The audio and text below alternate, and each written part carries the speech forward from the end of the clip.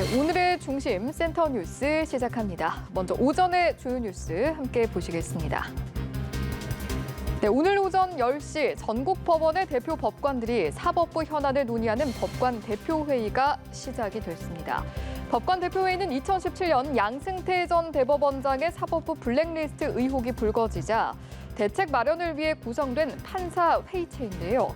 이번 법관 회의에서 윤석열 검찰총장의 징계 청구 사유인 판사 사찰 의혹 문건에 대해 입장을 낼지 관심이 모아지고 있습니다. 최근 들어 재판 결과를 놓고 합리적 비판을 넘어 법관 개인에 대한 비난과 공격이 법원과 재판의 독립을 지키고 법관들이 흔들림 없이 오직 재판에 매진하여 그 맡은 사명을 다할 수 있도록. 네, 지난 4일 김명주 대법원장은 판사 사찰 의혹 논란 속에 열린 전국 법원장 회의에서 직접적인 언급을 피하고 법원과 재판 독립을 지키겠다는 취지의 발언을 남긴 바 있는데요. 법원 내부에서는 윤 총장의 판사 사찰 의혹과 관련한 의견 개진이 이어지고 있어 더욱 오늘 열리는 법관 대표회의에 관심이 모아지고 있습니다. 기존 안건에는 없었지만 대표회의에서 판사 사찰 의혹이 다뤄질 가능성이 큰데요. 내규에 따라 법관 대표가 다른 구성원 9명의 동의를 얻으면 안건 상정을 요청할 수 있습니다. 만약 대표회의에서 법관 정보 수집 문건에 대해 부당하다는 결론을 내린다면 이번 주 예정된 검찰총장 징계위원회에도 영향을 줄 가능성이 있습니다.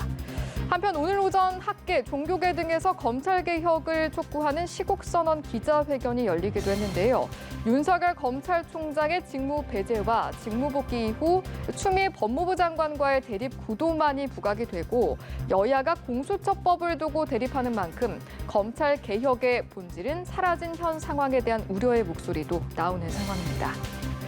네, 다음은 오후에 주목할 일정 함께 보시죠. 오늘 0시를 기준으로 코로나19 확진자 수가 600명 이상 발생해 방역에 최대 고비를 맞고 있는 상황에서 오후 2시 10분 중앙방역대책본부의 브리핑이 열립니다.